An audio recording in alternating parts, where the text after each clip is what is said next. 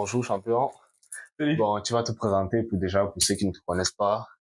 Donc moi c'est Pierre Dibombé, je suis boxeur professionnel depuis on va dire une dizaine d'années.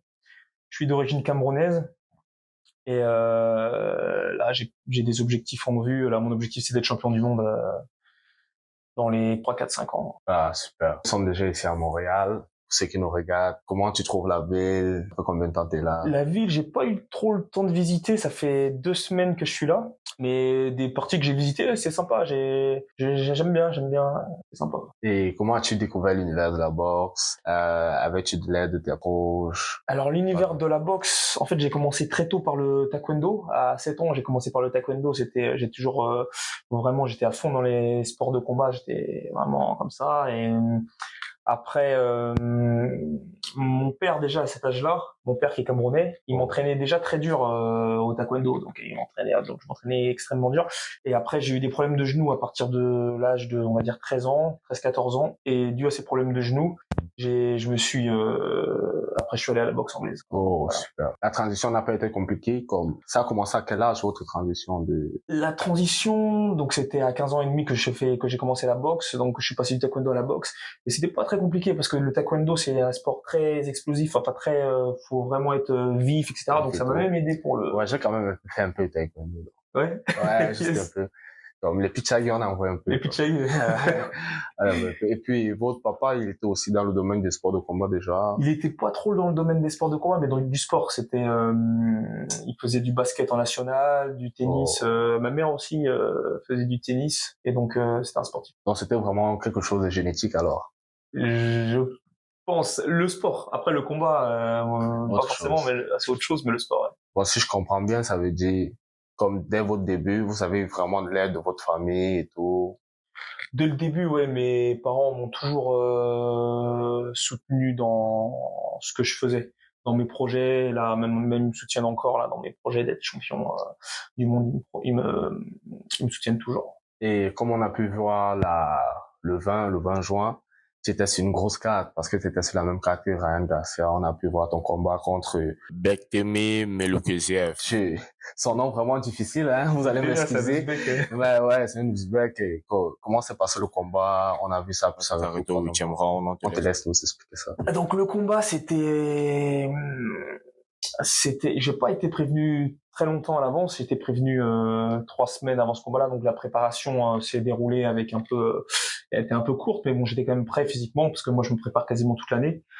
Et le combat, je sais que ça va être compliqué parce que c'est un gaucher, un style bizarre, vraiment un boxeur un peu compliqué à boxer. Moi, j'aime pas ce style vraiment de boxeur vu que les gauchers, bon, personne n'aime trop les gauchers. Et donc j'arrive, enfin déjà le Barclay c'est quelque chose, c'est énorme, la salle est énorme, 20 000 personnes. Il y avait Ryan Garcia, David Haye, c'est pareil, il y avait Mike Tyson, il y avait Roy Jones, Oscar De La Hoya, tout ça, donc c'est vraiment grandiose.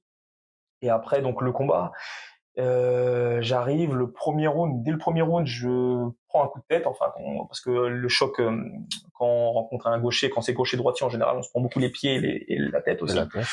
Et donc je prends un coup de tête involontaire, je saigne, et là vraiment ma vision est vraiment trouble. Je voyais vraiment que la moitié de son corps à chaque début de round, donc que mon coin m'aide un peu à chaque début de round. Donc du deuxième au 4e, 5e round, j'étais un peu gêné. Après le 5e round, c'est lui qui se blesse. Et donc le combat a arrêté au 8e il a arrêté au 8e, et donc le pointage le donne gagnant. Voilà. Bon, généralement, quand il s'est arrêté comme ça sur blessure, c'est pas un TKO.